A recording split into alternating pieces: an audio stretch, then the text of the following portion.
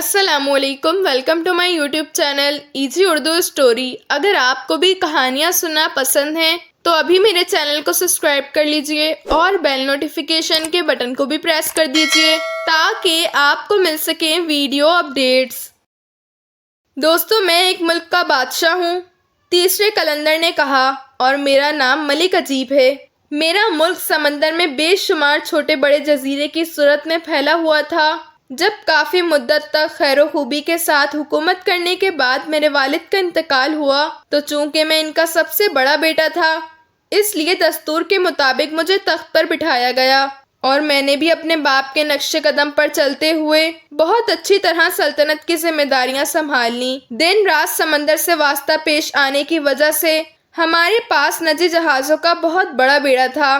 یہ بیڑا عام طور پر اس جزیرے کے آس پاس رہتا تھا جس میں ہمارا دارالحکومت واقع تھا، اس لیے اکثر و بیشتر سمندری ڈاکو دور دراز کے جزیروں پر حملہ کر کے وہاں کے باسیوں کو پریشان کرتے رہتے تھے۔ میں نے بادشاہ بنتے ہی حکم دیا کہ اور بہت سے جہاز بنائے جائیں اور ان تمام جہازوں کو جزیرے کے درمیان اس طرح تقسیم کر کے متعین کر دیا جائے کہ ہر جزیرے کی اچھی طرح حفاظت کر سکیں۔ اس حکم کی تعمیر کی گئی اور بہت جلد ہمارے پاس اتنے جہاز ہو گئے کہ ہم اپنی حکومت کے ہر جزیرے کی اچھی طرح دیکھ بھال کرنے لگے اور پھر کبھی ڈاکوؤں کو کسی جزیرے پر حملہ کرنے کی ہمت نہیں ہوئی۔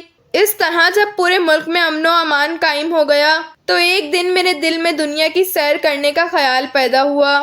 میں نے اپنی جگہ اپنے چھوٹے بھائی کو نائب بنا کر حکومت کا انتظام کرنے کے لیے چھوڑا اور خود 20 جہازوں کے ساتھ دنیا کے دوسرے ملکوں کی سیاحت کرنے چل دیا۔ میں اپنے کئی سرداروں کے ساتھ بیڑے کے سب سے بڑے جہاز پر تھا۔ اس جہاز کی کپتانی کے لیے ایک بہت بڑے تجربے کار جہاز گاؤں کو مقرر کیا گیا تھا اور باقی سب جہاز اس کے اشارے پر نقل و حرکت کر رہے تھے۔ کئی مہینے تک ہمارا سفر بڑے آرام سے کٹتا رہا، ہوا بھی موقف رہی، کوئی طوفان بھی نہیں آیا اور ہم بہت سے ساحلی ملکوں کی سیر کرتے ہوئے آگے ہی آگے بڑھتے چلے گئے۔ پھر خدا کا کرنا کیا ہوا کہ ایک ملک کی بندرگاہ سے ہمیں روانہ ہوئے 5-6 دن ہی گزرے تھے کہ اچانک بوڑھا کپتان بہت گھبرایا ہوا سا میرے پاس آیا۔ میں نے اس کی پریشانی کی وجہ پوچھی تو اس نے بتایا کہ وہ نقشے کی غلطی کی وجہ سے اعلیٰ راستے سے بھٹک گیا ہے۔ جیسے ہی اسے اپنی غلطی کا احساس ہوا، اس نے جہاز کو واپس موڑنے کی کوشش کی، مگر ایسا معلوم ہوتا تھا کہ اس کی کوئی کوشش کامیاب نہیں رہی ہے اور تمام جہاز آپ سے آپ ایک خاص سمت بہتے جا رہے ہیں۔ ہر جہاز نے راستہ بدلنا چاہا مگر بیکار، اور یہ حال دیکھ کر یکدم اسے اپنے بزرگوں کا کہا یاد آ گیا۔ اس نے اپنے بڑے بوڑھوں سے، جو سب کے سب جہازاؤں تھے، یہ سنا ہے کہ ایک جگہ سمندر میں مقناطیس کا ایک بہت بڑا پہاڑ واقع ہے اور اگر اپنی بدقسمتی کی وجہ سے کوئی جہاز اس پہاڑ کی مقناطیس کشش کے دائرے میں آ جاتا ہے تو پہاڑ کی کشش جہاز کو اپنی طرف کھینچ لیتی ہے۔ جہاز دور ہوتا ہے تو اس کی رفتار کم ہوتی ہے، مگر جیسے جیسے فاصلہ کم ہوتا جاتا ہے رفتار بڑھتی جاتی ہے، یہاں تک کہ وہ اتنی تیزی سے جا کر پہاڑ سے ٹکراتا ہے کہ اس کے ٹکرانے کے بعد جہاز یا اس کے مسافروں کا زندہ بچنا محال ہے، اور ایسا معلوم ہوتا ہے کہ ہمارا جہاز بھی اس مقناطیس کشش کے پہاڑ کے اندر پھنس گیا ہے۔ میں اور میرے ساتھی بوڑھے کپتان کی یہ بات سن کر بہت گھبرائے، بچنے کی کوئی ترکیب پوچھی، مگر اس نے کہا کہ اب تو تباہی مقرر ہو چکی ہے، کیونکہ اتنی دیر میں جہاز کی رفتار اتنی تیز ہو چکی تھی کہ اگر سمندر میں لکڑی کے تختے ڈال کر ان کے سہارے تیرنے کی کوشش کرتے تو پانی میں بہتے ہی بڑی بڑی لہریں جو جہاز کی تیزی کی وجہ سے پیدا ہو رہی تھیں ڈبا دیتی۔ پھر بھی کچھ لوگوں نے اس طرح پانی میں کود کر جان بچانا چاہی اور دیکھتے ہی دیکھتے گہرے سمندر میں نہ جانے کہاں غائب ہو گئے۔ مجبوراً میں اور دوسرے لوگ تن بہ تقدیر جہاز میں بیٹھے خدا سے دعا کرتے رہے۔ تھوڑی دیر میں ہمارا جہاز ایک زبردست دھماکے کے ساتھ مقناطیس پہاڑ سے ٹکرایا۔ مجھے ایسا محسوس ہوا جیسے کسی زبردست طاقت نے مجھے جہاز سے نکال کر چٹان پر اچھال دیا ہو، اور اس کے بعد مجھے کچھ ہوش نہیں رہا۔ خدا ہی جانے کتنی دیر کے بعد میری آنکھ کھلی تو میرا پورا جسم پوڑھے کی طرح دکھ رہا تھا، جگہ جگہ پتھر کی رگڑ سے خراش آ گئی تھی، مگر خدا کا شکر تھا کہ اتنی زور سے گرنے کے باوجود حیرت انگیز طور پر کسی بڑی چوٹ سے محفوظ رہا تھا۔ میں نے درد کو ضبط کرتے ہوئے اٹھنے کی کوشش کی۔ دیکھا کہ میں ایک جزیرے پر ہوں جس میں چاروں طرف پہاڑ ہی پہاڑ موجود ہیں۔ سمندر میں دور دور تک ٹوٹے ہوئے جہازوں کا ملبہ پانی میں تیر رہا تھا اور جگہ جگہ میرے ساتھیوں اور جہاز کے ملاحوں کی لاشیں یا تو چٹان پر پڑی تھیں یا سمندر کی لہروں پر جھول رہی تھیں۔ میں نے اپنے مختلف ساتھیوں کو زور زور سے آوازیں دیں مگر کسی طرف سے کوئی جواب نہیں آیا۔ ایسا معلوم ہوتا تھا کہ اس جناگا حادثے میں میرے سوا اور کوئی نہیں بچا ہے۔ میں نے جزیرے میں ادھر ادھر گھوم پھر کر بھی دیکھا۔ ایک سب سے بڑے پہاڑ کی چوٹی پر مجھے ایک گنبد بنا ہوا دکھائی دیا۔ وہ گنبد 10 ستونوں پر قائم تھا اور اس کے اوپر ایک گھوڑا اور اس کا سوار نظر آ رہا تھا۔ گھوڑا اور سوار دونوں یا تو پیتل یا سونے کے بنے ہوئے تھے کیونکہ دھوپ میں پیلے پیلے چمکتے ہوئے دکھائی دے رہے تھے۔ میں نے ہر طرف گھوم پھر کر دیکھا، جزیرے میں کسی زیرو کا نام و نشان تک نہیں تھا۔ میں نے سمندر کے کنارے سے کچھ کھانے پینے کی چیزیں اٹھائیں اور پیٹ کی آنکھ بجھائی۔ بظاہر میرا یہاں سے بس نکلنے کا کوئی ذریعہ نہیں تھا۔ کھانے پینے کا بیشتر سامان ضائع ہو چکا تھا۔ جو تھوڑا بہت باقی تھا اور کنارے سے قریب تھا وہ میں نے نکال کر خشکی پر رکھ لیا، مگر وہ مجھے زیادہ سے زیادہ 10-15 دن کی کفالت کر سکتا تھا۔ پھر کھانے سے زیادہ پینے کے پانی کی قلت تھی، مگر میں اپنے دل میں مایوس نہیں ہوا تھا۔ مجھے خدا کی ذات پر بھروسہ تھا اور سوچ رہا تھا کہ جس پاک پروردگار نے مجھے اس بڑی تباہی سے محفوظ رکھا ہے وہ میرے یہاں سے نکلنے کا بھی کوئی سامان پیدا کر دے گا۔ رات ہوئی تو میں نے کھانا کھایا اور ایک غار میں پڑ کر سو گیا۔ صبح صادق کے قریب میں نے ایک خواب دیکھا۔ میں نے دیکھا کہ جیسے کوئی بہت پہنچے ہوئے بزرگ جن کا چہرہ عبادت کے نور سے چمک رہا ہے میرے پاس آئے ہیں اور کہہ رہے ہیں کہ اٹھ میاں، تو سو رہا ہے، وہاں تیرے نیچے زمین میں ایک کمال اور 3 تیر دفن ہیں، انہیں کھود کر نکال اور ان تیروں سے گنبد کے گھوڑے پر بیٹھے ہوئے سوار کو نشانہ بنا۔ اگر تو 3 تیروں کے اندر سے اسے گرانے میں کامیاب ہو گیا تو یہاں سے بس نکلنے کا سامان پیدا ہو جائے گا۔ تیرا تیر کھا کر سوار اور گھوڑا دونوں نیچے گریں گے، سوار سمندر میں گرے گا اور گھوڑا چٹانوں پر۔ تو اس گھوڑے کو اسی جگہ زمین کھود کر دفن کر دینا۔ اس کے فوراً بعد سمندر میں ایک کشتی نمودار ہوگی جس پر صرف ایک ملہا بیٹھا ہوگا، وہ تجھ سے کوئی کلام نہیں کرے گا، تو بھی اس سے کوئی بات کرنے کی کوشش مت کرنا اور چپ چاپ کشتی میں بیٹھ جانا۔ 10 دن کے سفر کے بعد کشتی ایک ملک کے ساحل سے جا لگے گی، تم وہاں اتر جانا۔ وہاں سے تیرا ملک زیادہ دور نہیں ہے، تجھے آسانی سے سفر کا کوئی اور ذریعہ ہاتھ لگ جائے گا۔ خبردار، اس 10 دن کے سفر میں کسی بھی موقع پر اپنی زبان سے الحمدللہ کے الفاظ مت نکالنا، یہ سارا کارخانہ شیطانی ہے۔ اگر تو نے اللہ کا نام لیا تو وہیں کشتی اور ملہا غائب ہو جائیں گے اور تو سمندر میں گوتے کھانے لگے گا۔ یہ کہہ کر وہ بزرگ غائب ہو گئے اور فوراً ہی میری آنکھ کھل گئی۔ دیکھا کہ صبح ہو چکی ہے۔ خواب یاد آیا تو اسی وقت ہوش کے عالم میں اٹھ کر زمین کھودنے لگا۔ میرا خواب سچا نکلا۔ ابھی تھوڑی سی زمین ہی کھودی تھی کہ ایک کمال اور 3 تیر مل گئے۔ میں انہیں اٹھا کر ایک ایسی چٹان پر کھڑا ہو گیا جہاں سے گھوڑا اور سوار صاف نظر آ رہے تھے۔ پھر میں نے کمال سے پہلا تیر لگایا اور نشانہ لے کر چھوڑ دیا، مگر تیر غلط گیا۔ میں نے دوسرا تیر چلا پہ چڑھا دیا اور اس مرتبہ خوب اچھی طرح نشانہ لے کر چھوڑ دیا، مگر بدقسمتی سے یہ تیر بھی سوار کے قریب سے نکل گیا۔ اب تو میں بہت گھبرایا، صرف ایک تیر باقی رہ گیا تھا، اگر وہ بھی ضائع ہو گیا تو پھر کیا ہوگا؟ یہ سوچتے ہوئے میں نے دل ہی دل میں خدا سے دعا کی اور کمال پر تیر چڑھا کر سوار کا نشانہ لیتے ہوئے چھوڑ دیا اور پھر خوشی سے اچھل پڑا۔ خدا نے میری دعا سن لی تھی۔ تیر اپنے نشانے پر پڑا اور پھر اس کے ساتھ ہی گھوڑا اور سوار اس گنبد سے نیچے آ گرے۔ پھر جیسا کہ ان بزرگ نے بتایا تھا، سوار سمندر میں گرے گا اور گھوڑا تیرے قدموں کے پاس چٹان پر آ گرے گا۔ میں نے فوراً زمین میں ایک گڑھا سا کھود کر اسے دفن کر دیا۔ ابھی زمین برابر ہی کر رہا تھا کہ میں نے سمندر میں ایک کشتی کو آتے دیکھا۔ اسے ایک ملہا چلا رہا تھا۔ کشتی کنارے سے آ لگی۔ میں چاہتا تھا کہ کھانے پینے کی چیزیں بھی کشتی میں رکھ لوں۔ آخر 10 دن تک سفر کرنا تھا، مگر دیکھا کشتی میں ہر چیز پہلے سے موجود ہے۔ یہ دیکھ کر میں نے اپنا ارادہ بدل لیا اور ملحہ سے کوئی بات کیے بغیر خاموشی سے کشتی پہ سوار ہو گیا۔ میرے بیٹھتے ہی ملحہ نے کشتی کا رخ موڑا اور چل دیا۔ دن رات سفر کرتے ہوئے 9 دن گزر گئے۔ 8 دن تک تو چاروں طرف سمندر کے سوا اور کوئی شے نظر نہیں آتی تھی، مگر 9ویں دن کی صبح سے بہت دور فاصلے پر خشکی کے آثار دکھائی دینے لگے۔ خشکی کی چڑیاں اور ابھی پرندے بھی جو سمندر کے کنارے پر رہتے ہیں ہمارے سروں پر سے گزرنے لگے۔ دوپہر تک زمین اور واضح ہو چکی تھی۔ اس وقت دوبارہ بچ نکلنے کی خوشی میں بے اختیار میری زبان سے الحمدللہ نکل گیا۔ بعض اوقات مجھے اپنی غلطی کا احساس ہوا، مگر اب کیا ہو سکتا تھا؟ یہ الفاظ زبان سے نکلے ہی تھے کہ پلک جھپکتے وہ کشتی اور ملحہ دونوں غائب ہو گئے اور میں سمندر کے پانی میں غوطے کھانے لگا۔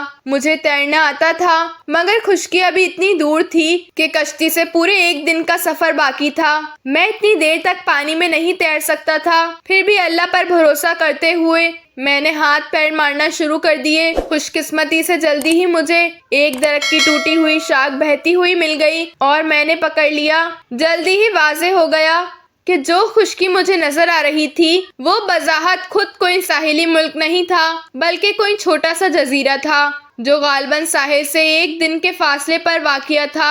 میں شام ہونے سے پہلے اس جزیرے پر پہنچ گیا اور خدا کا شکر ادا کیا کہ اس نے مجھے یہاں تو پہنچا دیا۔ ممکن ہے آگے بھی کوئی نئی صورت پیدا ہو جائے۔ جزیرہ سرسبز اور شاداب تھا، ہر طرف ناریل اور کیلے کے درخت لگے ہوئے تھے۔ میں نے کیلے توڑ کر کھائے اور ناریل کا پانی پی لیا۔ اگرچہ جزیرے سے کوئی اور ساحل نظر نہیں آ رہا تھا، مگر مجھے یقین تھا کہ میں آباد دنیا سے کچھ زیادہ دور نہیں ہوں اور 1-2 دن میں ضرور کوئی جہاز ادھر سے گزرے گا تو میں اسے اپنی طرف متوجہ کر سکوں گا۔ دوسرے دن میں جزیرے کے ساحل پر گھوم رہا تھا کہ میں نے دور سے ایک کشتی آتے دیکھی۔ پہلے تو خیال آیا کہ انہیں ہاتھ ہلا کر اپنی طرف متوجہ کروں، مگر یہ دیکھ کر کہ کشتی کا رخ پہلے ہی جزیرے کی جانب ہے، رک گیا۔ یہ بات عجیب تھی، یہاں جزیرے پر کوئی آبادی تو تھی نہیں، پھر آخر وہ لوگ کیوں آ رہے تھے؟ مجھے فوراً بجی کافونوں کا خیال آیا۔ سوچا کہ کہیں یہ لوگ سمندری ڈاکو نہ ہو، کیونکہ ایسی صورت میں وہ مجھے دیکھتے ہی مار ڈالیں گے۔ یہ سوچ کر جلدی سے میں درخت کی ایک جھاڑ کے پیچھے چھپ گیا اور شاخوں کی پتوں کی آڑ سے دیکھنے لگا کہ آخر وہ لوگ یہاں کیا کرنے آ رہے ہیں۔ کشتی کنارے سے لگی تو میں نے دیکھا کہ اس میں 2 غلام اور ایک بوڑھا اور ایک نوجوان آدمی بیٹھا ہے۔ دونوں غلام کشتی چلا رہے تھے۔ پہلے وہ جلدی سے اترے، کشتی کو اس کی مدد سے ایک قریب درخت سے باندھا، پھر سہارا دے کر بوڑھے اور اس نوجوان کو اتارا۔ نوجوان بہت کم عمر معلوم ہوتا تھا، میرے اندازے کے مطابق وہ کسی طرح بھی 17-18 سال سے زیادہ کا نہیں تھا۔ کشتی میں کھانے پینے کی بہت سی چیزیں بھی رکھی ہوئی تھیں، غلاموں نے وہ بھی اتار کر ایک طرف رکھ دی۔ پھر بوڑھے نے ایک درخت کی طرف اشارہ کیا، ایک بھاری سے پتھر کو جو درخت کی جڑ کے پاس رکھا ہوا تھا ایک طرف ہٹایا۔ میں نے دیکھا کہ پتھر کے ہٹاتے ہی وہاں ایک بہت بڑا دروازہ نمودار ہوا جو غالباً کسی تہخانے کا تھا۔ غلاموں نے دروازہ کھولا اور جو سامان کشتی سے اتارا تھا تھوڑا تھوڑا کر کے سب تہخانے میں پہنچا دیا۔ پھر وہ بوڑھا دروازے کے پاس کھڑے ہو کر اس نوجوان سے بغل گیر ہوا، اسے پیار کیا، سر پر ہاتھ پھیرا اور آنکھ پوچھتے ہوئے پیچھے ہٹ گیا۔ نوجوان نے بوڑھے کو سلام کیا اور تہخانے میں اتر گیا۔ بعد میں غلاموں نے 2 بھاری پتھر اٹھا کر دوبارہ تہخانے کے دروازے پر رکھ دیے اور وہ سب جس طرح آئے تھے اسی طرح کشتی میں بیٹھ کر واپس چلے گئے۔ جب کشتی نظروں سے اوجھل ہو گئی تو میں اپنی پناہ گاہ سے باہر نکلا، پتھر کے قریب آیا۔ مجھے تعجب تھا کہ آخر یہ نوجوان کون ہے اور اسے یوں اس غیر آباد جزیرے کے ایک تہخانے میں بند کرنے کا کیا راز ہے۔ پتھر بہت بھاری تھا۔ جب میں اسے اپنی طاقت سے ہٹانے میں ناکام رہا تو میں ایک درخت کی موٹی سی شاخ توڑ لایا اور اس کے سہارے آخر کار اسے دروازے سے ہٹانے میں کامیاب ہو گیا۔ دروازہ کھول کر سیڑھیوں کے ذریعے نیچے اترا تو وہ نوجوان ایک پرفضا باغ میں تختے پر بیٹھا نظر آیا۔ مجھے دیکھ کر خوف کے مارے اس کا چہرہ سفید پڑ گیا، مگر میں نے اسے تسلی دی کہ میں اسے کوئی نقصان نہیں پہنچاؤں گا اور پھر اس کا ڈر دور کرنے کے لیے اپنی داستان شروع سے آخری تک سنا دی۔ میری باتیں سن کر اس کا خوف تھوڑا کم ہوا اور اس نے مجھے بتایا کہ وہ ایک بہت بڑے جوہاری کا اکلوتا بیٹا ہے اور جزیرے سے تقریباً 25 میل کے فاصلے پر ایک بہت بڑے شہر میں اس کے والد کا بہت بڑا کاروبار ہے، جہاں وہ سب بہت آرام اور سکون سے رہتے ہیں۔ جب وہ پیدا ہوا تھا تو ایک مشہور نجومی نے اس کا سانچہ بنا کر یہ پیشن گوئی کی تھی کہ اپنی عمر کے 8ویں سال میں اس کی زندگی کو زبردست خطرہ لاحق ہوگا۔ اگر یہ اس خطرے سے بچ نکلا تو بڑی عمر پائے گا اور اپنے ماں باپ کا نام روشن کرے گا۔ یہ سن کر اس کے والد نے اس جزیرے میں ایک تہخانہ بنوا لیا اور وہاں ہر طرح کی چیزیں اور زندگی کی سہولیات فراہم کر دی۔ ان کا خیال تھا کہ اس غیر آباد جزیرے پر اس کی زندگی کو کوئی خطرہ پیش نہیں آ سکتا۔ نجومی نے یہ بھی کہا تھا کہ خطرہ صرف 1 ماہ کے لیے ہوگا اور جب وہ 17 سال اور 7 مہینے کا ہوگا تو پیش آئے گا۔ چنانچہ جیسے ہی وہ 17 سال اور 7 مہینے کا ہوا، اس کے والد اسے اس جزیرے پر چھوڑ گئے تاکہ خطرے کا 8واں مہینہ ختم ہونے کے بعد اسے آ کر لے جائیں۔ میں نے اس نوجوان کی بڑی ڈھارس بندھائی اور اسے اطمینان دلایا کہ اگر کوئی خطرہ پیش آئے گا تو میں اور وہ دونوں مل کر اس کا مقابلہ کریں گے۔ نوجوان میری باتوں سے بہت خوش ہوا اور ہم دونوں میں اتنا تعلق خاطر بڑھ گیا کہ اس نے مجھے اپنے ساتھ تہ خانے میں رہنے پر ہی آمادہ کر لیا۔ خیال تھا کہ جب اس کے والد اسے لینے آئیں گے تو وہ مجھے اپنے ساتھ لے جائیں گے اور پھر اپنے والد سے کہہ کر میرے اپنے ملک پہنچانے کا کوئی انتظام کروا دیں گے۔ ہم دونوں وہاں بڑے اطمینان سے رہنے لگے۔ اسی طرح مہینے کے 29 دن خیر و خوبی سے گزر گئے اور کوئی حادثہ یا خطرہ پیش نہیں آیا۔ تیسرے دن شام کو اس کے والد کو آنا تھا۔ نوجوان بہت خوش تھا، میں بھی بہت مسرور تھا۔ نوجوان نے دوپہر کے وقت غسل کیا، نیا لباس پہنا، ہم دونوں نے مل کر کھانا کھایا۔ کھانا کھانے کے بعد اس نے مجھ سے کہا کہ میرا دل خربوزہ کھانے کو چاہ رہا ہے۔ وہاں جو پھل موجود تھے ان میں خربوزے بھی رکھے ہوئے تھے، مگر وہ تازہ رہے اس لیے کہ انہیں اونچی جگہ پر ہوا میں رکھ دیا گیا تھا۔ میں نے خربوزہ کاٹنے کے لیے چھری ہاتھ میں اٹھائی اور تخت پر چڑھ کر خربوزہ اتارنے لگا۔ نوجوان تخت پر بیٹھا میری طرف دیکھ رہا تھا اور خربوزہ اتارنے کا منتظر تھا۔ میں نے ایک خربوزہ اتار کر اس کی طرف پھینکا، دوسرا اتارنے لگا تھا کہ اچانک میرا پیر پھسل گیا اور میں ٹھیک اس نوجوان کے اوپر گرا اور اس طرح گرا کہ چھری جو میرے ہاتھ میں تھی اس کے سینے میں پیوست ہو گئی اور میرے دیکھتے ہی دیکھتے اس نے دم توڑ دیا۔ غم کے مارے میرا برا حال تھا۔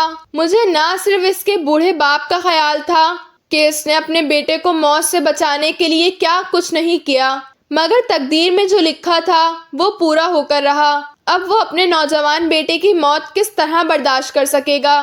پھر مجھے اپنے آپ پر بھی افسوس ہو رہا تھا کہ میں اس سے دوستی کا دعویٰ کرتا تھا۔ آخر کار اس کی موت کا باعث بن گیا، مگر ظاہر تھا کہ اس میں میرا کوئی قصور نہیں تھا۔ میں نے سوچا اب اگر میں یہاں ٹھہرتا ہوں تو کبھی اپنی بے گناہی کا یقین نہیں دلا سکوں گا۔ چنانچہ میں نے نوجوان کی لاش پر چادر ڈال دی اور بہتی ہوئی آنکھوں سے الوداع کہہ کر تہ خانے سے نکل آیا۔ اب میرا اس جزیرے پر رہنا خطرناک تھا۔ اپنے بیٹے کو مقتول پا کر عین ممکن ہے وہ مجھے جزیرے میں تلاش کرنا شروع کر دے۔ میں نے جلدی درخت سے بہت سی شاخیں توڑی، انہیں رسیوں سے باندھ کر سمندر کے پانی میں ڈال دیا، کھانے پینے کی چیزیں بھی ساتھ لیں اور خدا کا نام لے کر ان پر بیٹھ گیا۔ ہوا کا رخ مخالف سمت تھا، یعنی میں ساحل کی طرف جانے کے بجائے دوسری جانب بہہ رہا تھا، مگر اس وقت مجھے ان باتوں پر غور کرنے کی فرصت نہیں تھی۔ میں تو جلد از جلد جزیرے سے جتنا بھی دور ہو سکتا تھا ہونا چاہتا تھا۔ رات ہوئی تو میں ان شاخوں پر لیٹ کر سو گیا۔ شاخ سمندر میں ہوا کے سہارے بہتی رہیں۔ مجھے معلوم نہیں کہ رات کے عرصے میں انہوں نے کتنا فاصلہ طے کیا یا کون سا رخ اختیار کیا، لیکن جب میری آنکھ کھلی تو میں نے خود کو ایک اور چھوٹے جزیرے کے ساحل کے قریب پایا۔ میں نے خدا کا شکر ادا کیا اور کنارے پر چڑھ گیا۔ یہ جزیرہ بھی سرسب شاداب تھا، مگر مجھے یہاں بھی کوئی آبادی نظر نہیں آ رہی تھی۔ کچھ کیلے کھا کر میں نے اتنا پیٹ بھرا اور پھر جزیرے میں گھومنے لگا۔ اسی طرح گھومتے پھرتے جب میں جزیرے کے اندرونی حصے میں پہنچا تو مجھے وہاں ایک مکان نظر آیا۔ میں بہت خوش ہوا کہ جب مکان موجود ہے تو ضرور اس میں کچھ لوگ رہتے ہوں گے۔ میں نے آگے بڑھ کر دروازے پر دستک دی، فوراً ہی دروازہ کھلا۔ میں نے دیکھا کہ دروازہ کھولنے والا کوئی قلندر ہے جس کی دائیں آنکھ ضائع ہو چکی ہے۔ میں نے اسے مختصر طور پر اپنے بارے میں بتایا کہ کس طرح تقدیر کے ہاتھوں بہتے بہتے یہاں تک پہنچا ہوں۔ وہ مجھے اندر لے گیا۔ وہاں اس جیسے 9 قلندر اور موجود تھے اور وہ سب دائیں آنکھ سے کانے تھے۔ مجھے بہت تعجب ہوا کہ اس ویران و غیر آباد جزیرے میں ان 10 قلندروں کے رہنے کا راز کیا ہے اور یہ سب ایک آنکھ سے کانے کیوں ہیں، مگر ان سے کچھ پوچھنا مناسب نہیں سمجھا۔ پھر جب رات ہوئی تو میں نے دیکھا کہ وہ سب اپنے سروں پر خاک ڈالنے اور رونے پیٹنے لگے۔ ساتھ ہی ساتھ وہ خود کو برا بھلا کہتے جا رہے تھے کہ ان کی حماقت نے انہیں یہ دن دکھایا۔ جب وہ سب اچھی طرح رو پیٹ لیے تو سب نے غسل کیا، لباس بدلا اور رات کا کھانا کھانے بیٹھ گئے۔ اب مجھ سے زیادہ صبر نہیں ہو سکا۔ میں نے ان سے پوچھ ہی لیا کہ آخر ان سب باتوں کی وجہ کیا ہے، وہ کون لوگ ہیں اور ان کی دائیں آنکھ کس حادثے میں ضائع ہوئی ہے، اور وہ کیا حماقت تھی جس پر وہ آج بھی پچھتاتے اور اپنے سروں میں خاک ڈالتے ہیں۔ یہ سن کر ان میں سے ایک قلندر نے جواب دیا کہ ہم تمہیں اس سلسلے میں کچھ نہیں بتا سکتے، ابھی تم آرام سے سو جاؤ، صبح اٹھ کر ہم ایسا انتظام کر دیں گے کہ تمہیں ہم سے پوچھے بغیر ہی سب باتوں کی وجہ معلوم ہو جائے گی۔ دوسرے دن صبح کو انہوں نے ایک بہت بڑا قد آدم دمبا ذبح کیا، پھر اس کی کھال کھینچ کر اس میں مجھے بند کر کے اوپر سے کھال سی دی۔ میں ان کی اس حالت سے کافی گھبرایا ہوا تھا، مگر انہوں نے یہ کہہ دیا تھا کہ یہ سب کچھ ہم کیوں کر رہے ہیں، اس کا جواب تمہیں بہت جلد مل جائے گا۔ چونکہ میں ان کا راز جاننے کا بہت مشتاق تھا اس لیے خاموش ہو گیا۔ مجھے دھمبے کی کھال میں سی کر انہوں نے ایک بلند چٹان پر رکھ دیا۔ تھوڑی ہی دیر گزری تھی کہ ایک بہت بڑا پرندہ جس کا ایک ایک بازو کسی بہت بڑے بادل کی طرح اڑتا ہوا آیا۔ اس کے پر اتنے بڑے تھے کہ ان کی حرکت سے ہوا بالکل آندھی کی طرح چلتی ہوئی محسوس ہو رہی تھی۔ اس پرندے نے مجھے اپنے پنجوں میں دبایا اور آسمان کی بلندیوں پر اڑنے لگا۔ مجھے نہیں معلوم کہ اس طرح اڑتے ہوئے اس نے کتنا فاصلہ طے کیا یا وہ کس طرف اڑا اور کہاں لے گیا تھا، مگر کافی دیر تک اڑنے کے بعد اس نے مجھے نیچے کی جانب دھکا دیا اور جب زمین کے قریب پہنچا تو مجھے کچھ یاد آیا۔ قلندروں نے مجھے ایک چاقو بھی دیا تھا اور بتا دیا تھا کہ جب ضرورت سمجھو استعمال کرنا۔ پرندے نے مجھے زمین پر پھینک دیا تو میں نے عقل سے سمجھا کہ وہ قلندر غالباً اس طرح مجھے اس جگہ پر پہنچانا چاہتے تھے اور اب مجھے مزید اس طرح کھال میں بند رہنے کی کوئی ضرورت نہیں ہے۔ چنانچہ میں نے چاقو سے کھال کو کھینچ دیا اور باہر آ گیا۔ اب جو نظر اٹھا کر دیکھا تو خود کو ایک بہت ہی عالیشان محل کے دروازے پر پایا۔ محل کے چاروں طرف بہت ہی پرفزا باغ لگا ہوا تھا۔ میں اس باغ میں اور اس باغ کے ہر طرف گھوما پھرا مگر کہیں کوئی آدمی نظر نہیں آیا۔ آخر جب تھک گیا تو سوچا کہ اب زیر محل میں بھی چل کر دیکھنا چاہیے۔ اندر قدم رکھنے سے پہلے میں نے دروازے پر دستک دی مگر کوئی جواب نہیں ملا تو دروازہ کھول کر اندر داخل ہو گیا۔ محل اندر سے بھی بہت خوبصورت بنا ہوا تھا۔ اس کے بے شمار کمرے اور راہداریاں تھیں۔ ایک بہت وسیع صحن تھا جس میں ایک چھوٹا سا تالاب بھی بنا ہوا تھا۔ میں یوں ہی محل کے ہر کمرے میں گھومتا پھرتا رہا تھا کہ اچانک ایک کمرے سے ایک بہت ہی خوبصورت لڑکی جو اپنے انداز و لباس سے کہیں کی شہزادی معلوم ہوتی تھی نکل کر میرے سامنے کھڑی ہو گئی، مگر میں اسے دیکھ کر بہت حیران تھا۔ وہ اتنی حیران نظر نہیں آتی تھی۔ اس نے میرے کچھ بولنے سے پہلے ہی مسکراتے ہوئے مجھے خوش آمدید کہا اور میرا ہاتھ پکڑ کر کمرے میں لے گئی۔ میں نے دیکھا کہ کمرے کے فرش میں بڑی قیمتی قالین بچھی ہے، چھت پر فانوس لٹک رہے ہیں، درد و دیوار کی خوبصورتی پھولوں سے آراستہ کیا گیا ہے اور درمیان میں ایک بڑا سا تخت پڑا ہوا تھا جس کے چاروں طرف کئی کنیزیں اور خادمائیں ہاتھ باندھے کھڑی تھیں۔ شہزادی نے میرا ہاتھ پکڑ کر تخت پر بٹھایا اور کنیزوں کو کھانا لانے کا حکم دیا۔ تھوڑی ہی دیر میں میرے سامنے طرح طرح کے کھانے اور شرابوں کا ایک ڈھیر سا لگا دیا گیا۔ میں نے اور اس شہزادی نے خوب سحر ہو کر کھانا کھایا مگر میں نے شراب کو ہاتھ نہیں لگایا۔ کھانے سے فارغ ہو کر شہزادی نے پہلے مجھ سے میرے بارے میں پوچھا اور میں نے اسے پوری داستان سنا دی۔ اس کے بعد اس نے خود اپنے بارے میں بتایا کہ وہ ایک ملک کی شہزادی ہے اور چونکہ اس کی اپنی سوتیلی بہنوں کے ساتھ نہیں بنتی ہے اس لیے اس نے اپنے باپ سے کہہ کر اپنی رہائش کے لیے اس جزیرے میں ایک محل بنوا لیا ہے۔ سال کا بیشتر حصہ یہیں گزارتی ہے، صرف ایک مرتبہ اپنے والد کے پاس رہنے جاتی ہے اور 40 دن رہ کر واپس آ جاتی ہے۔ چونکہ اس کے والد نے اسے بالکل آزاد چھوڑ رکھا ہے، اس لیے اپنی مرضی کی مالک ہے، جو جی چاہتا ہے کرتی ہے۔ اس جزیرے میں رہتے ہوئے اسے یہ بھی اختیار حاصل ہے کہ جب کبھی کوئی نوجوان اسے پسند کر جائے تو اس کے ساتھ شادی کر لے۔ میں یہ سن کر بہت خوش ہوا، کیونکہ سچی بات یہ تھی کہ میں اسے دیکھتے ہی اس کی محبت میں گرفتار ہو چکا تھا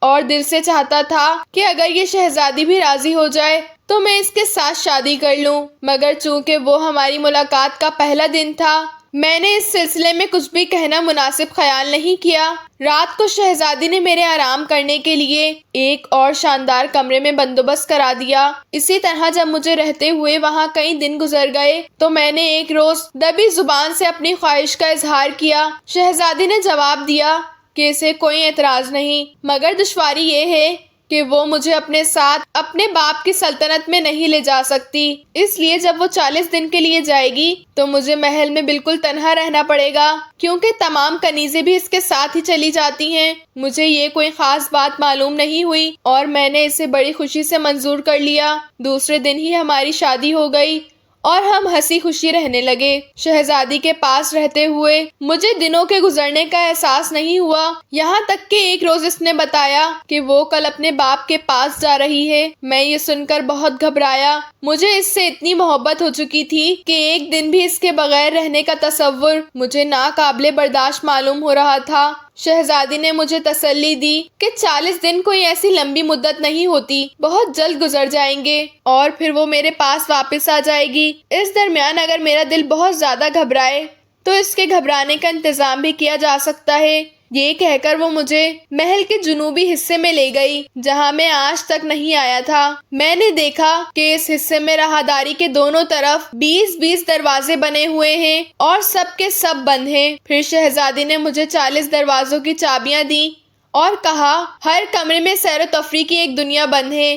اگر میں چاہوں تو روزانہ ایک ایک دروازہ کھول کر وہاں صبح سے شام تک اپنا دل بہلا سکتا ہوں، لیکن اس کے ساتھ اس نے مجھے یہ تاکید کی کہ خبردار 40واں دروازہ مت کھولنا، کیونکہ اس کے بعد پھر شاید وہ مجھے کبھی نہیں مل سکے گی۔ میں نے بھی یہ سوچ کر پکا وعدہ کر لیا کہ 39 دن تو کمرے دیکھتے ہی گزر جائیں گے، صرف ایک دن کی تو بات رہ جاتی ہے تو وہ میں اس کی آمد کی خوشی میں اس کے استقبال کی تیاری کرتے ہوئے گزار لوں گا۔ دوسرے دن آسمان سے ایک بہت بڑا تخت اترا۔ شہزادی اپنی کنیزوں کے ساتھ اس پر بیٹھ گئی اور وہ تخت اسے لے کر آسمان پر پرواز کرتے ہوئے تھوڑی ہی دیر میں نظروں سے غائب ہو گیا۔ شہزادی کے رخصت ہوتے ہی میرا دل گھبرانے لگا اور میں یہ سوچ سوچ کر پریشان ہونے لگا کہ جب ابھی سے یہ حال ہے تو میں 40 دن کیسے گزاروں گا۔ میں نے ادھر ادھر گھوم پھر کر دل بہلانا چاہا، لیکن جب دل کسی طرح نہ بہلا تو میں نے سوچا کہ چلو پہلے دروازے کو کھول کر دیکھنا چاہیے کہ وہاں میری دلکشی کا کیا سامان نظر آتا ہے۔ چنانچہ میں نے چابی لی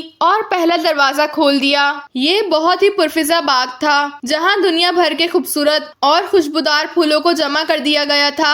ہوا اتنی لطف اور روح پروا تھی کہ میں فوراً اپنی ساری گھبراہٹ بھول گیا اور ایک ایک پھول کو دیکھ کر قدرت کی منائی کی داد دینے لگا۔ میں نے اپنی پوری زندگی میں اتنا خوبصورت باغ نہیں دیکھا تھا۔ میرا دل ایسا لگا کہ صبح سے شام ہو گئی، مجھے وقت گزرنے کا احساس تک نہ ہو سکا۔